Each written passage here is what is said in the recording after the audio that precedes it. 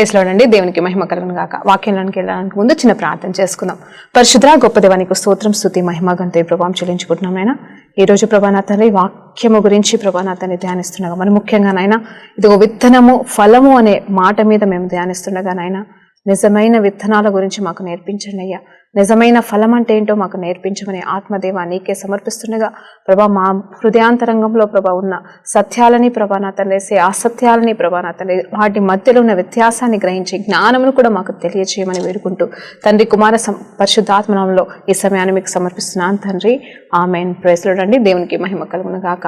మరి రోజు వాక్యాంశం ఏమిటి అంటే విత్తనము ఫలము, సీడ్ అండ్ ఫ్రూట్. హల్లెలూయా. దేవునికి మహిమ కలుగును గాక. విత్తనము ఫలము అండి. మరి దీన్ని ఏ రీతిగా దేవుడు మనకి నేర్పించబోతున్నాడు అనేది ముందుకు సాగినప్పుడు అర్థమవుతుందండి. మరి ఆది కాండము, హల్లెలూయా, ఆది కాండము అంటే మొట్టమొదటి గ్రంథంలో మరి దేవాది దేవుడు బైబిల్లో చెప్తున్న మాటల గురించి మనం కొద్దిసేపు ధ్యానించి అలాగే విత్తనాల గురించి మరి ఫలముల గురించి మనం కొన్ని సత్యాలు నేర్చుకుందామండి. అవును, ఈరోజు దేవాది దేవుడు మరి ముఖ్యంగా ఆది కాండము మొదటి అధ్యాయము 11 నుండి 13 వచనాలు అంటే 3వ దినమున ఆయన చేసిన కార్యముల గురించి మరి కొన్ని విషయాలు మనం నేర్చుకుందాం. అంటే అది కేవలం ఒక ఇంట్రొడక్షన్ లాగా మీకు చెప్పబోతున్నానండి. ఆ తర్వాత పరిశుద్ధాత్మ దేవుడు ఏ రీతిగా మనల్ని ఆ సర్వసత్యంలోకి నడిపిస్తాడో, నిజమైన విత్తనము మనలో ఏ రీతిగా వస్తుందో, ఆ విత్తనం ఏ రీతిగా మనం ఫలించే మార్గంలోకి నడిపించగలుగుతామో, మనం ఏ రీతిగా ఫలభరితంగా ఉండగలమో మనం ఈరోజు నేర్చుకుంటున్నామండి. హల్లెలూయా. దేవునికి మహిమ కలుగును గాక. మరి 11వ వచనం నుండి 13వ వచనం వరకు ఒకసారి చదువుతున్నానండి, జాగ్రత్తగా వినండి. మరి ఆది కాండము 1వ అధ్యాయము 11వ వచనం నుండి మరి 12, 13 వచనాలండి. హల్లెలూయా. దేవుడు గడ్డిని విత్తనములిచ్చు చెట్లను భూమి మీద తమ తమ జాతి ప్రకారము తమలో విత్తనములు గల ఫల వృక్షములను భూమి మీద పులిపించును గాక అని పలుకగా ఆ ప్రకారం ఆయన భూమి గడ్డిని తమ తమ జాతి ప్రకారము విత్తనములిచ్చు చెట్లను తమ తమ జాతి ప్రకారము తమలో విత్తనములు గల ఫల వృక్షములను మొలిపింపగా అది మంచిదని దేవుడు చూచెను. హల్లెలూయా. అస్తమయమును ఉదయమును కలగగా 3వ దినమాయను. హల్లెలూయా. దేవునికి మహిమ కలుగును గాక. చూడండి, గడ్డిని విత్తనములిచ్చు చెట్లను తమ తమ జాతి ప్రకారము తమలో విత్తనములు గల ఫల వృక్షములను మొలిపింపమని పలుకగా ఆ ప్రకారం ఆయన. చూడండి, ఇక్కడ గడ్డి అలాగే విత్తనములిచ్చు గడ్డి అంట గడ్డిని అలాగే చెట్లని ఏమని ఆదేశించాడు దేవుడు అంటే ఏ రీతిగా పలుకుతున్నాడు అక్కడ అంటే మరి అక్కడ ఏమీ లేదండి, శూన్యం ఉంది. మరి అక్కడ మొదటి దినమున దేవుడు ఏం చేశాడనేది చూస్తే వెలుగు కలుగును కాక అని పలకగా వెలుగు వచ్చిందండి.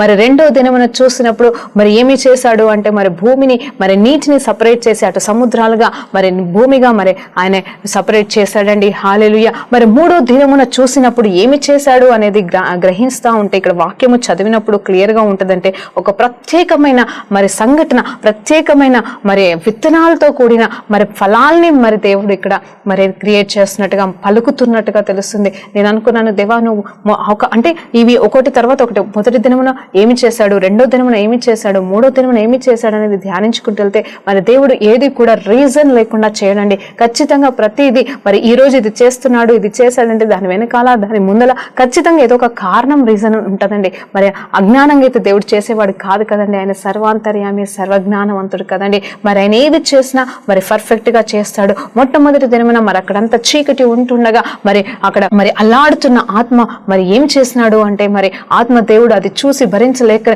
మరి వెంటనే చీకటిని పారిపోయేలాగా వెలుగు కమ్మని పలకగానే వెలుగు వచ్చిందండి. ఆ తర్వాత మరి ఆ భూమి మీద మరి అంతా కూడా నీళ్లమయమైపోయి ఉంటుండగా మరి ఆ నీటిని మరి ఏ రీతిగా మరి దేవుడు మరి ఒక అత్తులు వేసి మరి దానికి మరి ప్రాకారాల్లాగా కట్టివిచ్చి మరి ఏం చేశాడు అనేది చేస్తే మరి సముద్రాన్ని భూమిని వేరుపరచాడండి. అంత మాత్రమే కాదు, మరి ఆ భూమిని ఎలా సిద్ధపరుస్తున్నాడంటే మరి నీటిని ఒక పక్కకు పెడితే భూమిని ఒక పక్కకు పెడితే ఆ భూమిని మళ్ళా ఏం చేయబోతున్నాడంటే ఆ భూమిలో మరి ఏం ఆజ్ఞాపిస్తున్నాడు ఆ భూమి పైన అంటే మొట్టమొదటిగా ఏం ఆజ్ఞాపిస్తున్నాడు అంటే ఇదిగో ఏమి ఇస్తున్నాడు తెలుసా, గడ్డిని అలాగే తమ తమ జాతి ప్రకారము విత్తనములిచ్చు ఫల వృక్షములు అంట. చూడండి, ఇక్కడ విత్తనములిచ్చు అంటే హీఈస్ ఆర్డరింగ్ ఏంటి, ఏమని ఆర్డర్ చేస్తున్నాడంటే మరి చెట్లు అలాగనే ఫలాలు ఇచ్చే చెట్లు అంట అండి. అవి కూడా ఎలా ఉంటాయంటే ఆ రెండిట్లో కూడా విత్తనాలు కంపల్సరీగా ఉంటున్నట్టుగా మరి ఇక్కడ వాక్యం చెప్తుందండి. హల్లెలూయా, దేవునికి మహిమ కలుగును గాక. Plants that gives the seed and also the fruits that gives the మరి సీడ్స్ అని చెప్పేసి చెప్తుందండి ఇంగ్లీష్ వాక్యం. అవును, ఏ రీతిగా మరి ఈ వాక్యంలో రెండిట్లలో చూస్తే కేవలం ఒక్కటి ఉంది, ఎందుకంటే ప్రతి దాంట్లో విత్తనం ఉంది. అంటే విత్తనం లేని దాన్ని దేవుడు అక్కడ మరి అవ్వమని పలకట్లేదు, కానీ విత్తనము కలిగిన దాన్ని, అంటే ఆ విత్తనం ఏం చేయాలి అనేది ఆలోచన చేస్తే మొట్టమొదటిగా దేవుడు పలుకుతున్నాడండి. అసలు వాక్యం అంటేనే మరి విత్తనం అని మనకి తెలుసు, మరి వాక్యమే శరీరధారిగా వచ్చి ఉన్నాడని మనకి తెలుసు. మరి మాట అనే విత్తనాన్ని ఇక్కడ పలకగా, అంటే కలుగును గాక అని, మరి ఏమి కలుగును గాక అని చెప్తున్నాడంటే అక్కడ స్పష్టంగా క్లియర్ గా ఇదిగో విత్తనములు కలిగిన చెట్లు, విత్తనములను ఇచ్చే మరి ఫలములతో కూడిన చెట్లు కలుగును గాక అనగానే మరి ఆటోమేటిక్ అక్కడ విత్తనము లేదు, చెట్టు లేదు, ఏరు లేదు, ఏమీ లేదు, కానీ భూమి పైన ఆటోమేటిక్ గా ఆ చెట్లు అలాగనే మరి ఆ ఫల వృక్షంలో అయ్యాయని మరి అక్కడ దేవుడు క్లియర్ గా మాట్లాడుతున్నాడు. మరి అయిపోయాయండి అక్కడ, అంటే ఇట్లా ఇన్స్టెంట్ గా మరి అవి అన్ని కూడా వచ్చి ఉన్నాయి. కానీ ఎలా వచ్చి ఉన్నాయి అని అంటే విత్తనముతో వచ్చి ఉన్నాయి. హల్లెలూయా, ఆ విత్తనం ఎంత శ్రేష్టకరమైన విత్తనాలు అంటే మరి అవి మరి అక్కడ మరి వారు తినవలసిన వారు, అంటే ఆదాముని అవ్వని మరి తర్వాత మరి దేవాది దేవుడు మరి వారిని పెట్టి ఉన్నాడు, అక్కడ వారిని ఏలమని చెప్పాడు, వారికి ఆజ్ఞ ఇచ్చాడు, ఇవన్నీ తినమని చెప్పి ఉన్నాడు, ఇదిగో మీకు ఇచ్చి ఉన్నానని చెప్తున్నాడు. ఆ సమయంలో వారు తినాలి కదండి, మరి అవి తిన్నప్పుడు మరి అవి అయిపోతాయి కదండి. మరి చెట్టు ఉంటే చెట్లో ఉన్న కాయలను ఆగిపోతాయి, మరి తర్వాత మళ్ళీ కొన్ని ఒక సీజన్ తర్వాత మళ్ళీ పంటలు కావాలంటే మరి ఆ చెట్టు ఎండిపోవచ్చు, మరి ఆ చెట్టుకి మళ్ళీ కాలం కూడా కావాలి కదండి, మరి సీజనబుల్ గా మరి ఫలిస్తుందేమో తెలియదు, మరి చెట్టు ఎండిపోవచ్చు. కానీ అదే విత్తనం అనేది ఉన్నప్పుడు ఆ విత్తనాన్ని మరలా తీసుకొని మరి దాన్ని మరలా నాటినప్పుడు మరి అది మరొక్కసారి ఫలాన్ని చెట్టుగా మరి మరి మారిపోతుంది కదండి. అక్కడ ఆదాముకి ఇచ్చిన పని ఏంటి అనేది చూస్తే మరి ఆ తోటని చూసుకోవాలనే కదండి. మరి ఈ భూమి పైన ఉన్న తోటలో మరి ఏదైనా వనం అనే తోటని మరి దేవాది దేవుడితో మొట్టమొదటిగా ఇచ్చాడు, ఆ తర్వాత భూమిలో ఉన్న ప్రతిదాన్ని ఇచ్చేశాడు. మరి ఇక్కడ ఏమి ఇచ్చాడు అంటే శ్రేష్టమైన విత్తనాలని కూడా ఇచ్చి ఉన్నాడు. అది ఎందుకు ఇచ్చాడు అనేది చూస్తే కూడా 1వ అధ్యాయము 29వ వచనంలో చూసినప్పుడు దేవుడు ఇదిగో భూమి మీద ఉన్న విత్తనములనిచ్చు ప్రతి చెట్టును, విత్తనమిచ్చు ఫలముల గల ప్రతి వృక్షమును మీకు ఇచ్చి ఉన్నాను, అవి మీ ఆహారం అగును అని చెప్తున్నాడు. అవునండి, చూడండి ఇక్కడ ప్రతి చెట్టు అంట విత్తనమిచ్చు ప్రతి చెట్టు,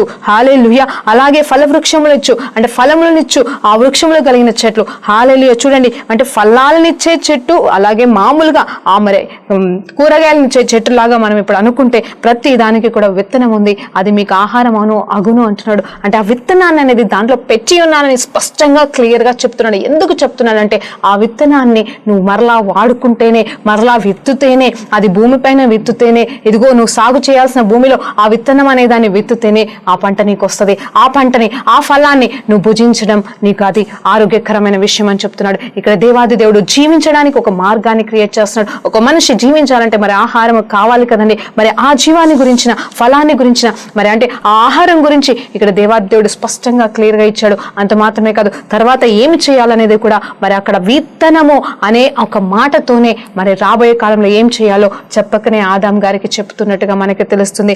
అలాగే మనకు కూడా అర్థమవుతుంది కదండి. హల్లెలూయా, నిజమే కదండి. విత్తనము లేకుండా ఏ పంట కూడా కాదు. మరి ప్రతి పంట కూడా వ్యవసాయదారుడి దగ్గరికి వెళ్ళినప్పుడు, మనం పొలాల్లోకి వెళ్ళినప్పుడు మనం చూస్తాం కదండి. ఎలా చూస్తాము, ఏమి చూస్తామంటే ఖచ్చితంగా మరి విత్తనాన్ని మరి వేసుకుంటూ వెళ్ళిపోతారు. ఒక క్రమబద్ధంగా వేస్తారు, అంటే క్రమంగా వేస్తారు, ఒక రో ప్రకారంగా వేస్తారు. అక్కడిక్కడ పడేయారండి. నిజం చెప్పాలంటే మరొకసారి ఆ ఉపమానంలోనికి వెళ్దామా? మరి ఉపమానాల గురించి కూడా నేను ఇవాళ చెప్పాలనుకుంటున్నాను. ఏ ఉపమానాన్ని మనం ఈరోజు చూద్దాము అని అంటే మరి మత్తయి సువార్త 13వ అధ్యాయంలో చూసినప్పుడు 1 నుండి హల్లెలూయా మరి చివరి వరకు ధ్యానించినప్పుడు అక్కడ యేసు ప్రభు వారు తన శిష్యులకేమి మరి అక్కడ వచ్చిన బిడ్డలందరికీ ఏమి చెప్తున్నాడు అనేది చూస్తే ఏం చెప్తున్నాడు తెలుసా అండి? జాగ్రత్తగా వింటారా? మరి ఈరోజు ధ్యానిద్దామా? ఎంత చక్కటి మాటలు ఉన్నాయంటే అక్కడ మరి ఈరోజు కొత్తగా ధ్యానించేది ఏమీ కాదు, కానీ మరి ఈరోజు దేవాది దేవుడు మనతో ఏమి కొత్త విషయాలు చెప్పబోతున్నాడో మనం ఈరోజు నేర్చుకుందామండి. హల్లెలూయా, దేవునికి మహిమ కలుగును గాక. నేను అడిగానండి, ప్రభా దీనిలో ఏ సత్యాన్ని మాకు బోధించబోతున్నావు అన్నప్పుడు మరి నాకు ఈరోజు చెప్తున్న మాట ఏంటంటే ఆ మొదటి వచనము, అంటే ఆ మొదటి ఆది కాండంలో ఉన్న విత్తనముల గురించి మాట్లాడుతూ మరలా దేవా మరి మంచి విత్తనం, చెడు విత్తనం అని చెప్తున్నావు, మరి పంటల గురించి చెప్తున్నావు, ఇదిగో త్రోవ పక్కన పడిన విత్తనం గురించి మాట్లాడుతున్నావు కదా దేవా, ఇవన్నిటి గురించి ఏంటి అర్థం, ఎలా నేను పోల్చుకోవాలి అన్నప్పుడు దేవాది దేవుడు నాకు నేర్పించిన కొన్ని సత్యాలు మీకు ఇవాళ చెప్పాలనుకుంటున్నానండి. 13వ అధ్యాయము మరి 3 నుండి మరి 5-6 వచనాల వరకు మనం ధ్యానించినప్పుడు అక్కడ ఏమని ఉంటుందంటే, ఆయన వారిని చూసి చాలా సంగతులను ఉపమాన రీతిగా చెప్పాను. ఎట్లనగా ఇదిగో విత్తువాడు విత్తుటకు బయలుదేరను, వాడు విత్తుచుండగా కొన్ని విత్తనములు మరి త్రోవ పక్కన పడెను, మరి పక్షులు వచ్చి వాటిని మృంగి వేసెను. కొన్ని చాలా మన్ను లేని రాతి నేలలు పడెను, మరి లోతు లేనందుగా వెంటనే మొలచెను గాని సూర్యుడు ఉదయించినప్పుడు అవి మాడి వేరు లేనందున ఎండిపోయెను. కొన్ని ముళ్ళ పొదలలో పడెను, ముళ్ళ పొదలో ఎదిగి వాటిని అణిచివేసెను. కొన్ని మంచి నేలను పడి ఒకటి 100 ఒకటి మరి 6 ఒకటి 30 ఫలించెను. చెవులు కలిగిన వాడు వినును గాక అని ఇక్కడ చెప్తున్నానండి. ఇక్కడైతే మరి అర్థం చెప్పట్లేదు, మీనింగ్ చెప్పట్లేదు, ఉపమాన రీతిగా చెప్పండి. నేను ఇప్పుడు ధ్యానించానండి, మరి ఒక్కసారి దీని విషయంలో ధ్యానించండి. మీరు ఎన్నోసార్లు వాక్యాన్ని మీకు తెలిసి ఉండొచ్చు, కానీ ఈ రోజు దేవాది దేవుడు చెప్తున్న మాటని మనం ఒకసారి జ్ఞాపకం చేసుకుంటే, నేను అడిగాను, ప్రభా అసలు వ్యవసాయకుడు అనేవాడు అసలు అటు ఇటు ఎందుకు వేస్తాడు, అసలు వేయడు కదా, ఎంత కష్టపడి దున్నుతాడైనా, అంత కష్టపడి మరి ఆ పొలాన్ని ఎంత చక్కగా మరి తయారు చేసుకుంటాడు అంటే విత్తనానికి తగ్గట్టుగా మరి ఏ విత్తనానికి ఏ పంటకి మరి ఎలాంటి విత్తనం కావాలో శ్రేష్టమైన విత్తనాన్ని సంపాదిస్తాడు. ఫస్ట్ మొట్టమొదటిగా ఏరుకుంటాడు, అంటే ఎన్నుకుంటాడు. అంత మాత్రమే కాదు, ఆ తర్వాత మంచి నేలని, అంటే ఏ నేల మీద ఏ విత్తనం వేస్తే ఫలించబడుతుందో అది క్లియర్ గా మంచి నేలని ఏర్పాటు చేసుకుంటాడు. మరి ఆ తర్వాత దాన్ని క్రమబద్ధంగా మరి ఎంత గ్యాప్ లో వేస్తే ఈ చెట్టు సరిగా వస్తుంది, దానికి తగ్గట్టుగానే మరి పద్ధతి ప్రకారంగానే ఆయన విత్తుతాడు కదా దేవా. మరి ఇక్కడ ఎందుకు దేవా విత్తువాడు విత్తడానికి వెళ్తున్నప్పుడు ఇటేసాడు అటేసాడు అని చెప్తున్నావు దేవా అని నేను అడిగానండి. నిజం చెప్పాలంటే వ్యవసాయదారుడికి ఈ విత్తనాల గురించి నేర్పించట్లేదు, కానీ మనకి దేవుడు చెప్తున్నాడు. కానీ వ్యవసాయదారుడు చేసే పనిని మరి ఆయన అయితే అలా చెయ్యడు, కానీ అతన్ని ఎందుకు పోల్చుకొని మరి దేవాది దేవుడు ఇక్కడ మనకి నేర్పిస్తున్నాడో చూస్తే నిజమే కదండి. మరి అబద్ధము కాదు. మరి ఎంత జ్ఞానంగా ఉంటాడు ఆ వ్యవసాయం చేసేవాడు. అసలు బండల మధ్యలో వేయడు, పక్కన ఎక్కడిక్కడ పడేయడండి. మంచి నేలలో శ్రేష్టమైన నేలను వేస్తాడు, మరి నీళ్లు పడతాడు. ఆ తర్వాత మరి గురుగులు గురించి తెలుసు కదండి. వట్టి గురువులనే విత్తనం అయితే ఎవరు వేయరు, శత్రువులు వచ్చి ఎవరు వేయరు అక్కడ. కాకపోతే మరి ఆ శత్రువుల గురించి కూడా మరి దేవాది దేవుడు అదే మత్తయి సువార్తలో 13వ అధ్యాయంలో మాట్లాడుతున్నాడు. ఏంటి అంటే, ఇదిగో విత్తనం వేసిన వాడు మరి ఏం చేశాడు, వేసుకుంటూ వెళ్ళిపోయాడు. మొలవక ముందుగానే ఏమి జరిగిందంటే శత్రువు అనేవాడు వచ్చి మరి గురువులు వేశాడు అని చెప్పేసి చెప్తున్నాడు. అక్కడ వేసినప్పుడు అంట మరి నెక్స్ట్ డే ఇటు గురువులు ఆ పిచ్చి మొలకలు అలాగే మరి విత్తనం వేసిన మొలకలు రెండు కూడా మొలుస్తున్నప్పుడు మరి వాళ్ళ శిష్యుడు వచ్చి, అయ్యా మనం అది వేయలేదు కదా, ఆ పిచ్చి మొలకలు ఎందుకు వచ్చాయన్నప్పుడు మరి మనం తీసేద్దామా అన్నప్పుడు, లేదు ఉండనిలే ఎదగని తర్వాత అంటారు. ఒక్కసారి ఆలోచన చేద్దామా అండి. మరి నిజమైన వ్యవసాయకుడైతే మరి అలా మరి విత్తనాలు అయితే చెడు విత్తనాలు అయితే ఎవరు వేయరండి, కానీ పిచ్చి మొలకలు అయితే తప్పకుండా వస్తాయి భూమిపైన. మరి ఏం చేస్తాడు తెలుసా, ఇదిగో మరి అది ఎదుగుతుండగా మరి జాగ్రత్తగా వినండి. మన జీవితంలో మనం పోల్చుకోవాల్సిన విషయాలండి ఇవన్నీ కూడా. మనం ప్రకృతి మనకి నేర్పిస్తుందండి. మన జీవితంలో ప్రతి దినము మనం ఏ జీవితంలో ఉన్నాను, మరి జాబ్ దగ్గర కావచ్చు, వ్యవసాయం దగ్గర కావచ్చు, లేకపోతే బిజినెస్ లో కావచ్చు, సేవ పరిచర్యలో కావచ్చు, ఎక్కడున్నాను ప్రకృతి అనేది మన జీవితంలో మనం ఎదుర్కొంటున్న ప్రతి సర్కమ్స్టాన్స్ కూడా మనకి నేర్పిస్తుంది. ఈ రోజు మరి వ్యవసాయకుడి ద్వారా మరి ఇదిగో దేవాది దేవుడు ఆది కాండంలో మొట్టమొదటిగా ఆదామును మరి వ్యవసాయదారుడిగానే మరి తయారు చేసి ఎన్నుకుని మరి ఆ పని అప్పచెప్పిన దేవాది దేవుడు ఈ రోజు మనకి నేర్పిస్తున్నాడండి.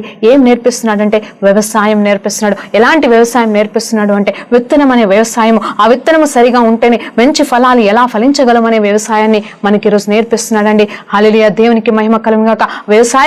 వ్యవసాయదారుడు చేసేది కేవలం జీవం కోసమే, మరి కేవలం మనము జీవించడానికి ఆహారం కోసమే చేస్తున్నాడు. కానీ మనమైతే హల్లెలూయా మనకి దేవాది దేవుడు నేర్పించే మరి ఆ జయమునిచ్చే జీవితం అని, ఒక జయ జీవితము కలిగిన జీవితాన్ని ఎలా పొందుకొని ఎలా ఫలభరితంగా ఉంచాము, మరి నిజంగా వాక్యం అనే సత్యము ద్వారా మనం ఎలా ఎదుగుతామో, ఆ వాక్యం మనకు ఎంత అవసరం అనేది దేవాది దేవుడు మనకు నేర్పిస్తా ఉన్నాడు. ఆయనను మనం పట్టించుకోవట్లేదు, ఆయనను మనం అర్థం చేసుకోలేని రీతిగా ఉన్నాము. ఎన్నో అబద్ధాలు నమ్ముతున్నాం. మరి ఒక్కసారి జ్ఞాపకం చేసుకుందామా, మన చిన్నప్పుడు మరి నేను చిన్నగా ఉన్నప్పుడు అండి, మరి మా ఊర్లో నేను అమ్మ వాళ్ళు వ్యవసాయం చేసేవారు. ఆ సమయంలో నేను అప్పుడప్పుడు సరదాగా హాలిడేస్ టైంలో మరి నేను అక్కడికి వెళ్ళేదాన్ని. మరి అప్పుడు మంచి మొలకలు వస్తుంటుండగా మరి అక్కడ పిచ్చి మొలకలు వచ్చినప్పుడు వారు కలుపులు చేస్తారండి. అంటే వాటిని ఏరిపడేయడానికి ఒక చిన్న మరి ఒక కత్తి లాంటి దాన్ని వాడుతూ ఉంటారు. దాన్ని ఏమంటారో నాకు తెలియదు. దాన్ని వాడి మరి పక్కనున్న ఆ పిచ్చి మొలకలు అన్నింటిని తీసేస్తే ఆ చిన్న ఒక్కొక్క గ్యాప్లో అంటే ఎంత కరెక్ట్గా విత్తనము మరి పద్ధతిగా ఆ గ్యాప్ డిస్టెన్స్లో వేసారో ఆ డిస్టెన్స్లో ఆ మొలక మరి చక్కగా కనిపిస్తూ ఉంటుంది. ఆ పిచ్చి మొలకలు మొలకలన్నీ తీసేసినప్పుడు చక్కగా మట్టి అంతా కనిపిస్తూ ఉంటుందండి. నేను కూడా ఒక రోజు అలాగే ముందుకు సాగి నేను కూడా చేస్తానని పనివారితో పాటుగా నేను కూడా ఆ లైన్స్ లో, ఆ రోస్ లో నేను వెళ్తూ దాన్ని అలా చెక్కుకుంటూ వెళ్తున్నప్పుడు ఆ పిచ్చి మొలకలు నేను కూడా వేరి పడేసుకుంటూ వెళ్ళినప్పుడు కొంచెం దూరం వెళ్ళిన తర్వాత వెనక్కి తిరిగి చూశానండి. సడన్ గా చూస్తే వెనకాల ఏమైందంటే పిచ్చి మొలకలు ఉన్నాయి. అయ్యో అది నేను సరిగా చేయలేదని చెప్పేసి వెంటనే వెళ్ళి ఆ పిచ్చి మొలకను తీసేసి మళ్ళీ నేను చెక్ చేసుకున్నాను, ఎక్కడన్నా ఒక చిన్న గడ్డి రవ్వన్న ఉందో అని చెప్పేసి నేను పీకడానికి ట్రై చేశానండి. నిజం చెప్పాలి అంటే అది నాకు అప్పుడు అర్థం కాలేదు. కానీ ఈ వాక్యాన్ని ధ్యానిస్తున్నప్పుడు, మరి బైబిల్లో ఉన్న ఈ మాటలు ధ్యానించినప్పుడు దేవాది దేవుడు నాకు ఆ చిన్నప్పుడు తెలియకుండా చేసిన పనులు, అల్లరిగా ఆటపాటగా చేసిన పనులు, వారితో పాటు సరదాగా చేసిన పనులు నిజమే కదా.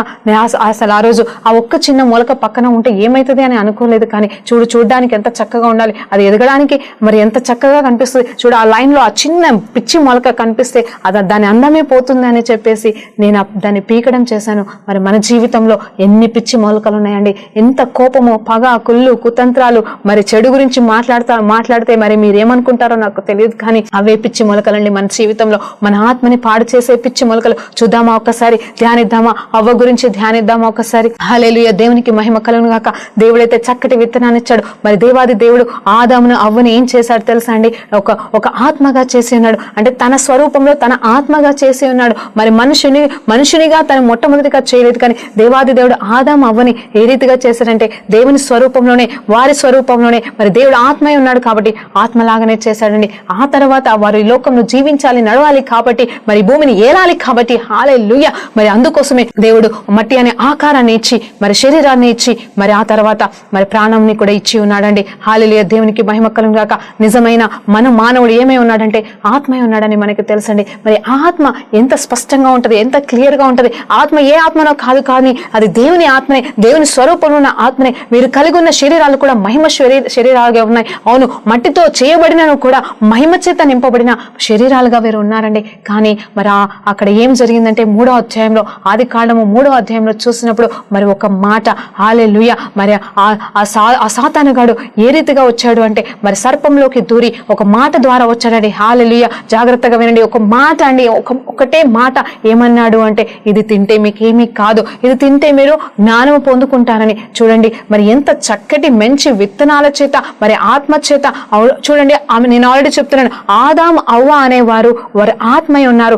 ఆత్మలో ఏ కల్మషం లేదు, ఏ కరప్షన్ లేదు, ఏ చెత్త చెదారము లేదండి. వాళ్ళు పవిత్రంగా, మరి స్పష్టంగా, క్లియర్ గా దేవుని ఆత్మ పోలిన వారుగా ఉన్నారండి. హల్లెలూయా. కానీ వారి శరీరము మాత్రము ఇదిగో చూడండి, మరి మట్టితో తీయబడింది కాబట్టి మరి మట్టిలాగా ఉన్నారు. కానీ ఆ రోజు ఏం జరిగింది అంటే, నిజం చెప్పాలి అంటే, ఎప్పుడైతే ఆమె ఆత్మలోనికి ఈ అబద్ధం అనే విత్తనము నాటబడిందో, ఈ వాక్యం అనే విత్తనం, హల్లెలూయా, జాగ్రత్తగా వినండి, ఏమనిందంటే ఏమీ కాదనింది. నిజం చెప్పాలంటే ఆదాం అవ్వ ఆ ఫలాన్ని చూడట్లేదు, ఆ చెట్టుని చూడట్లేదు. నేను చెప్తుంది మా గురించి మాట్లాడుతున్నాడు. మంచి చెడు మరి ఫలాన్ని ఇచ్చే ఆ చెట్టు జోలికి వాళ్ళు వెళ్ళలేదండి. దేవుని ఆజ్ఞను పాటించారు, దాని జోలికి వెళ్ళట్లేదు. కానీ అనుకోని రీతిగా మరి సాతానుగాడు ఆ రీతిగా వచ్చినప్పుడు వాడి ఉపాయం ఏంటో తెలుసుకోలేని అవ్వ ఏం చేసిందంటే వాడి మాటలను నమ్మి ఏం చేసిందంటే చూసిందండి. దేవుడు ఏం చెప్పాడు, వాటిని ముట్టితేనే నువ్వు చచ్చిపోతావు అన్నప్పుడు వాటి జోలికి పోలేదు సరిగదా, వాటిని ముట్టలేదు సరిగదా, అసలు పట్టించుకోలేదు. కానీ ఎప్పుడైతే ఈ మాట చూడండి, నెగిటివ్ వర్డ్స్ అనే, జాగ్రత్తగా వినండి, ఈ నెగిటివ్ విత్తనం అనే మాట పడిందో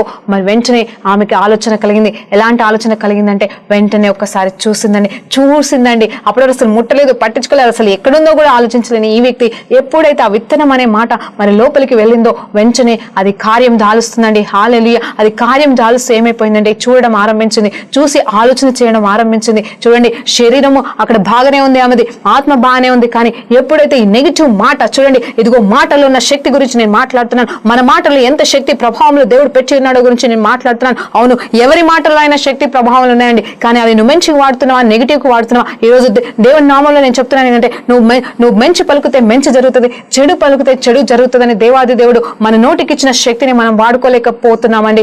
ఒకసారి జ్ఞాపకం చేసుకుని దేవాది దేవుడు ఏం చెప్పాడు, వెలుగు కలుగును గాక అన్నాడండి. అంతే, కాక అనగానే ఆ మాట విత్తనం రూపంలో మరి వెళ్ళి ఏమైందంటే ఫలం అనే, అంటే ఆ మేనిఫెస్టేషన్ అనేది జరిగింది. వెలుగు వచ్చేసిందండి, మరి చీకటి అంతా పారిపోయింది. అంత మాత్రమే కాదు, ఇదిగో ఫలాలు ఇచ్చే చెట్లు అవును గాక అని పలకంగానే మరి నిజంగానే మరి ఆ ఫలాలు అనేవి వచ్చినాయండి. ఇదే విత్తనం అనే మాట పలికినప్పుడు, అంటే ఏం విత్తుతావో అది కోస్తామంటాం కదండి. ఏమి రావాలని నువ్వు ఆ మాటని విత్తనం లాగా విత్తుతున్నావో అది సాదృశ్యంగా వచ్చినప్పుడు అదే ఫలం అండి. హల్లెలూయా. చూడండి, నువ్వు తినవు, నువ్వు చావు అని చెప్పేసి అనగానే, తినొచ్చు అని చెప్పంగానే ఆలోచనకి మరి ఆమె ఎంతగా మారిపోయింది అంటే అసలు మర్చిపోయింది, దేవుని ఆజ్ఞను మర్చిపోయింది, దేవుడు ఏం చెప్పాడో మర్చిపోయింది. అది చూడంగానే మరి నేత్రాశ జీవపు డమ్మం మరి శరీరాశ అంటున్నారు కదండి, ఆ రీతిగానే ఆమె చూసిందండి, ఆమె ముట్టుకుందండి, ఆమె తినిందండి. మరి ఆ తర్వాత ఆదాము కూడా ఇచ్చింది. నిజం చెప్పాలంటే ఆదాము అక్కడే పక్కనే ఉన్నాడు. ఎందుకంటే వాక్యం క్లియర్ గా చెప్తుంది, పక్కనే ఉన్న ఆదాముకు కూడా తనతో పాటుగా మరి తినడానికి ఇచ్చిందని చెప్తున్నాడు అక్కడ వాక్యము. అంటే దాని అర్థము ఆదాముతో మరి ఆదాము కూడా పక్కనే ఉన్నాడండి. అవ్వ మరి సర్పెంట్ తో మాట్లాడుతున్న, ఆ శాతానుతో మాట్లాడుతున్నప్పుడు, కానీ అప్పుడు ఏమీ అనలేకపోయాడు. నిజం చెప్పాలంటే ఇక్కడ అవ్వ తప్పు, ఆదాము తప్పు అని నేను అనుకోవట్లేదు, కానీ మరి ఒక మాట ప్రభావం అనేది ఎంతగా మరి ఆ దేవుని ఆత్మస్వరూపంలోని ఆత్మ అయిన వారిలోకి మరి ఒక చెడు విత్తనంగా వెళ్ళి మరి పాపం అనే మరి బీజము అందులో పడినప్పుడు మరి ఆ పాపానికి మరి జన్మని ఇవ్వడం జరిగిందండి. అదే మరి డిసోబీడియన్స్ అనే పాపము. ఆ మాత్రమే కాదు, ఆ తర్వాత వారు మహిమని కోల్పోయారు, మరి దేవుని నుండి దూరం అయిపోయారు. ఈ రోజు వరకు కూడా మరి ఆ నెగిటివ్ విత్తనం అనే మాట మరి సాతాను విత్తిన దాన్ని తను గ్రహించి నమ్మింది కాబట్టి మోసపోయామండి, మోసపోతూనే ఉన్నాము. ఈ రోజు కూడా మన జీవితంలో అదే జరుగుతుందండి, అదే జరుగుతుంది. మరి ఇంకొక మాట చెప్తున్నాను, జాగ్రత్తగా వినండి. మరి విత్తువాడి ఉపమానంలో చూసినప్పుడు మత్తయి సువార్త 13:7 అధ్యాయంలో మనం చూసినాం కదండి. మరి 7వ వచనాన్ని మనం చూసినప్పుడు ఆ ఒక్క వచనాన్ని గురించి ఈరోజు ఈ చివరి నిమిషాల్లో నేను ధ్యానించాలని అనుకుంటున్నాను. అవును, మరి ఏంటండి, వేవాడ్ సైడ్ పడింది అంటే దారిలో పడిన విత్తనము అది మొలకెత్తలేదు. ఎందుకంటే మరి దుష్టుడు ఎత్తుకపోతాడు అంటే ఏ కాకియో ఏ పిట్టనో ఎత్తుకొని పోతుంది అన్నట్టుగా చెప్తున్నాడు అక్కడ. ఆ తర్వాత చూస్తే మరి ఎలా అంటే మరి బండ నేల పైన బండలాంటి పరిస్థితుల సర్ఫేస్ మీద వేసినప్పుడు కూడా అది కూడా మొలవలేదు అని చెప్తున్నాడు. మరి ఆ తర్వాత చూస్తే మరి ముళ్ళ పొదల్లో పడినప్పుడు కూడా అది కూడా మరి మొలిసినా కూడా అది నిలవలేదు. మరి అది పక్కన ఉన్న ఆ ముళ్ళ పొదలలోతో చచ్చిపోతుంది ఆ ఆకు అనేది, ఆ చెట్టు అనేది చెప్తున్నాడు. మరి వీటన్నింటినీ ఎక్స్ప్లెనేషన్ మరి యేసు ప్రభు వారు ఏ రీతిగా ఇచ్చాడు అనేది చూసినప్పుడు మరి అదే 13వ అధ్యాయంలో చూసినప్పుడు మరి ఒక్కసారి జ్ఞాపకం చేసుకోండి, మీరు ఆలోచన చేయండి. విత్తువాని గూర్చిన ఉపమాన భావము వినుడి అని చెప్తున్నాడటండి ఇక్కడ. ఎవడైనను రాజ్యమును గూర్చిన వాక్యము విని మరి గ్రహింపకగా దుష్టుడు వచ్చి, చూడండి ఇక్కడ చూడండి, మరి వాటిని ఒక్కొక్క దాన్ని ఎలా పోల్స్తున్నాడంటే ఎవరు వింటారు, వాక్యం వింటారు. ఇప్పుడు నేను మాట్లాడుతున్నాను, మీరు వింటారు, నా వచ్చి రాని భాషలో నేను మాట్లాడుతుండొచ్చు, కానీ మరి మీకు పరిశుద్ధాత్మ అర్థం చేసుకుంటుండగా మీరు వింటున్నారేమో, కొంతమందికి అసలు అర్థమే కావట్లేదేమో. అలాగే విత్తనాన్ని మరి దొంగలిస్తాడటండి. అంటే అర్థం కాకపోవడమే ఈ మొట్టమొదటి పరిస్థితి అండి. హల్లెలూయా. మొట్టమొదటి పరిస్థితి అంటే మాట్లాడింది అర్థం కాకపోవడమే. అంటే దేవాది దేవుని రాజ్యం గురించి ఇప్పుడు నేను చెప్తున్నాను కదండి, అది మీకు అర్థం కాకపోవడమే మొట్టమొదటి స్థితి అండి. మరి అర్థం కాదు కాబట్టి మరి ఏమవుతుందంటే దాని గురించి నువ్వు ఆలోచన చేయవు. ఈ లోపల దొంగ అనేవాడు, దుష్టుడు అనేవాడు ఎత్తుకొని పోతాడంటే అది మీరు మర్చిపోతారండి. మతి మరుపు అనే దురాత్మ మీ మీద ఆవరించినప్పుడు అది అసలు ఇంకా మీరు గ్రహించడానికి కూడా ఆలోచన చేయనంతగా మీరు మర్చిపోతారు. అలాగే రెండో విషయాన్ని చూస్తున్నప్పుడు మరి అదేంటి అంటే రాతి నేల లాంటిదంట. రాతి నేల దాంటి మీద పడ్డప్పుడు ఏమవుతుందంటే దాన్ని పొందుకుంటావు, నీకు అర్థమవుతుంది, నువ్వు రిసీవ్ చేసుకుంటావు, నీకు అర్థమవుతుంది, అంటే అర్థమవుతుంది, నువ్వు అందుకుంటావు, అవును ఇది బాగుందని చెప్పి సంతోషంగా నువ్వు పట్టుకుంటావు. కానీ తర్వాత ఏమవుతుందంటే దాని గురించి సరైన అంటే పునాది అనేది లేనందున, రూట్ అనేది లేనందున అది ఏమైపోతుందంటే తొందరగా ఎండిపోతుందటండి. హల్లెలూయా, దేవునికి మహిమ కలుగును గాక. మరి మూడో పరిస్థితికి వచ్చినప్పుడు మూడో స్టేజ్ గురించి మాట్లాడినప్పుడు అదేంటంటే ముళ్ళ పొదలో పడుతుందంట. నిజం చెప్పాలంటే అది మంచి నేలగా కనిపిస్తుంది, కానీ నేల చక్కటి నేలనే, కానీ అక్కడ ఏముందంటే ముళ్ళ పొద కూడా ఉందని చెప్తున్నాడు. ఆ ముళ్ళ పొదలో ఏంటి అంటే నిజం చెప్పాలంటే అది ఆ సంతోషంగా స్వీకరిస్తాడు, అంటే మొదటి స్టేజ్ దాటిపోతాడు, అంటే అర్థమవుతుందండి. ఆ తర్వాత చక్కగా రూట్ కూడా పడుతుంది, ఎందుకంటే నేల ఉంది కాబట్టి మరి రూట్ కూడా వస్తుంది, అంటే వేర్లు కూడా వస్తాయి. కాకపోతే ఆ చుట్టూ ఉన్న ముళ్ళలు ఏమైపోతాయి అంటే ముళ్ళ ద్వారా అది ఏమవుతుందంటే అది చోక్ అయిపోయి, అంటే అది మొత్తం కూర్చోబడి ఆ చిన్న మొలక అనేది ఆ వాటి చేత మరి నాశనం అయిపోతుందట అండి. ఎండిపోయిన పరిస్థితికి వచ్చి చచ్చిపోతుందటండి. సో కాబట్టి అవి ఫలించలేని పరిస్థితుల్లో ఉంటాయి. అదే చివరి గురించి చెప్తున్నట్టే మంచి నేల మీద ఎలాంటి ముళ్ళ పొద కానీ ఎలాంటి బండ కానీ లేకుండా శ్రేష్టమైన నేలలో మరి అక్కడ ఎలాంటి అడ్డంకము లేని దగ్గర మరి విత్తితే మరి వాళ్ళు ఎలాంటి వాళ్ళు ఉంటారంటే అర్థం చేసుకుంటారు, గ్రహిస్తారు, రూట్ ఉంటుంది. అంత మాత్రమే కాదు, ఈ లోక సంబంధమైన వాటి గురించి ఆలోచించకుండా మరి విత్తబడింది సంపూర్ణంగా వాళ్ళు పొందుకుంటారు. కాబట్టి మరి సంపూర్ణంగా 100% వాళ్ళు ఫలిస్తారని చెప్పేసి ఇక్కడ ఉపమానాన్ని యేసు ప్రభు వారు ఎక్స్ప్లెయిన్ చేస్తారండి. నేనైతే నా భాషలో నేను చెప్పాను, నేనేదో మరి గొప్పగా చెప్పడానికి ప్రయత్నించలేదు, కానీ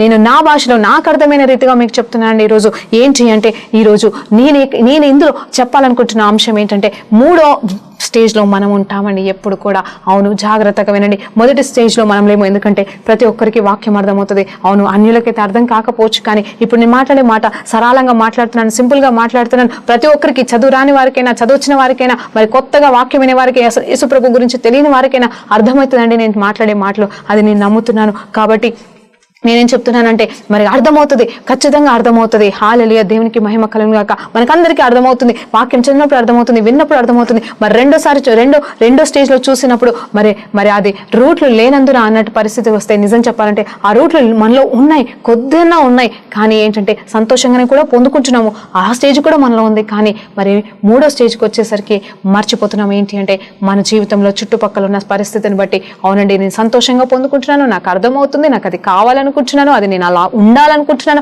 ఆ వాక్యం ఏం చెప్తుందో ఆ మరి వాక్యంలో సత్యాలు గ్రహించి ముందుకు సాగాలనుకుంటున్నాను. అది వాగ్దానమే కావచ్చు, హల్లెలూయా, ఇదిగో దేవాది దేవుడు నీకు ఇచ్చిన వాక్యమే కావచ్చు, సత్యమే కావచ్చు, నీకు ఇచ్చిన దర్శనం అనే విత్తనమే కావచ్చు. అది ఏదైనా నువ్వు నిలబడుతున్నావేమో, అర్థం చేసుకున్నావు, ఇదిగో నిలబడుతున్నావు, ముందుకు సాగుతున్నావు. కానీ నీ చుట్టుపక్కల జరుగుతున్న పరిస్థితులను బట్టి, సర్కమ్స్టాన్సెస్ని బట్టి నువ్వు కాదండి, నువ్వు ఆటంకం కాదు, నువ్వు అడ్డం కాదు, నువ్వు కరెక్ట్గానే ఉన్నావు, నువ్వు ముందుకు సాగుతున్నావు. కానీ అక్కడ ఏమవుతుందంటే, నీ చుట్టుపక్కల ఉన్న నేల వలన, నీ చుట్టుపక్కల ఉన్న ముళ్ళ పొదల వలన, సమస్యలు, ఇబ్బందులు, ఇరుకుల వలన నువ్వేమైపోతున్నావు అంటే నిరుత్సాహపడిపోయి ఇది ఇంకా జరగదులే అని చెప్పేసి వెనక్కి అడిగేస్తున్నావమ్మా. నిజం చెప్పాలంటే నువ్వు మూడో స్టేజ్ దాకా వచ్చావు. కేవలం ఒకటే స్టేజ్ ఉంది. ఏంటి అంటే, ఆ మంచి నేల అంటే నీ హృదయాన్ని, ఆ వాటిని బట్టి నువ్వు కలవర పడనీయకుండా, వాటిని బట్టి నువ్వు పట్టించుకోకుండా, వాటిని పెరికి వేయడమే మనం చేయాల్సింది. చూసారా, ఒక్కసారి ఆలోచన చేస్తారా ఆ దృశ్యాన్ని? మీరు ఒక్కసారి ఆ పొలంలో నాటబడిన, ఇదిగో ఆ భూమిలో నాటబడిన విత్తనాలు మరి చిన్న చిన్న మొలకలు వచ్చినప్పుడు కరెక్ట్ గా డిస్టెన్స్ ఒక్కదానికి ఒకటి మరి అంటగట్టుకుని కరెక్ట్ గా మరి స్కేలింగ్ లాగా పెట్టినప్పుడు, చుట్టూ ఏ మొలక కూడా లేనప్పుడు ఎంత అందంగా, ఎంత చక్కగా కనిపిస్తుందో, ఆ రీతిగా నువ్వు కూడా నీ దర్శనాన్ని, నీ దేవుడిచ్చిన వాగ్దానాన్ని కూడా ఆ రీతిగా నువ్వు పట్టుకొని చుట్టుపక్కల ఏమున్నది దాన్ని పెరికి వేస్తూ, అనుమానం కావచ్చు, భయము కావచ్చు, మరి నింద కావచ్చు, లేకపోతే ఓటమి కావచ్చు, లేమితనమే కావచ్చు, ఏది కూడా నేను ఆపలేదని చెప్పేసి నువ్వు నిలబడి వాటిని పెరికి వేసినప్పుడు నిజంగా నువ్వు 100% ఫలిస్తావమ్మా. అదే దేవాది దేవుడు చెప్తున్నాడు. ఆ రోజు ఆదాము అవ్వలు విని మరి ఆ నెగిటివ్ మాటని తీసుకోనకపోతే అసలు ఈ రోజు మనకి పరిస్థితులు ఇవన్నీ ఉండేవి కాదు. మనం చక్కగా మహిమ స్వరూపంలోనే ఉండేవాళ్ళం, యేసు ప్రభుతో పాటుగానే ఉండేవాళ్ళం, తండ్రి దేవునితో పాటుగానే ఉండేవాళ్ళం. నిజం చెప్పాలంటే యేసు ప్రభు శరీరారే వచ్చి రావాల్సిన అవసరమే ఉండేది కాదు. కానీ దేవాది దేవుడు ఆయనను మనల్ని విడిచిపెట్టలేదు, ఇప్పుడు మనల్ని విడిచిపెట్టట్లేదు. అందుకే ఇంకా ఆయన దిగి వచ్చిన తర్వాత కూడా వచ్చి ఏదో తన కార్యము తను చేసుకొని వెళ్ళిపోలేదు, కానీ ఎన్నో అర్థాలు చెప్పాడండి. ఇదిగో ఈ వాక్యం అనే మాట ద్వారా, వాక్యం అనే విత్తనం ద్వారా మన జీవితాల్లో ఆయన విత్తుతున్న ప్రతి మాట సత్యంగా మన అంతరంగంలోకి వెళ్ళినప్పుడు, అది నిజమైన భూమి మీద మరి నాటబడినప్పుడు, మరి మంచి నేల మీద మనం నాటపడుతున్నప్పుడు మనం దీవెనకరంగా మార్చబడతాము, ఫలిస్తామండి. అది ఏ రీతిగా ఫలిస్తాం తెలుసా? 30, 60, 100 అని. ఇది కూడా అడిగాను, ఇదేంటి దేవా 30, 60, 100 ఏంటి డిఫరెన్స్ అంటే? 30 అంటే తక్కువ కదా, అవంటే 60 అంటే తక్కువ, 100% కావాలి కదంటే అది విత్తనాన్ని బట్టి ఉంది. కొన్ని విత్తనం కెపాసిటీ మరి ఇంతే ఉండొచ్చు, 30 అంతలే ఉండొచ్చు. ఒక విత్తనం కెపాసిటీ 60 అంతలు ఉండొచ్చు. అంతేకాని అది నీ తప్పు కూడా కాదు. మళ్ళీ అది విత్తనం కెపాసిటీ, నీకు దేవుడు ఎంత ఇస్తానని చెప్తున్నాడు అదే నీకు 30 అంతలు అనుకోండి. అది దేవుడు 100% అన్నప్పుడు అది 100% అండి. హల్లెలూయా, దేవునికి మహిమ కలుగును గాక. మనం ఆ రీతిగా అది 30 అంతలు, మరి 60 అంతలు, 100 అంతలు, అది సీడ్ కెపాసిటీ అంటే ఆ విత్తనం యొక్క కెపాసిటీ, ఆ విత్తనం ఏ పంటని ఇవ్వగలదో దాన్నే మనము పోల్చుకుంటున్నామండి. హల్లెలూయా. అంతేకాని మరి తక్కువ ఎక్కువ పంట అని కానే కాదు. దేవుడు 100% ఇచ్చేవాడు. కాబట్టి ప్రార్థనతో ముగించుకుందాం. పరిశుద్ధ గొప్ప దేవానికి స్తోత్రం, స్తుతి, మహిమ, ఘనత, ప్రభావం చెల్లించుకుంటున్నాం. నాయన ఈ రోజు ప్రభా కొన్ని సత్యాలు, అవును ప్రభా నా తన విత్తనం గురించి, ఫలం గురించి మేము నేర్చుకుని ఉంటుండగా నిజమైన ఫలాలుగా మమ్మల్ని మార్చమని, నీ కొరకు పనికొచ్చే ఫలాలుగా మమ్మల్ని వాడుకోమని దేవుడి నామంలో అడిగి వేడుకుంటూ పొందుకుంటున్నాం తండ్రి. ఆమేన్. ప్రైజ్ లార్డ్ అండి.